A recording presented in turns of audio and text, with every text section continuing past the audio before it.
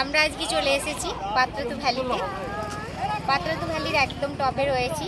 এখান থেকে সৌন্দর্য একটা আলাদাই সৌন্দর্য বহন করে, সেই সৌন্দর্যই আপনাদের সঙ্গে শেয়ার করে নিয়েছি।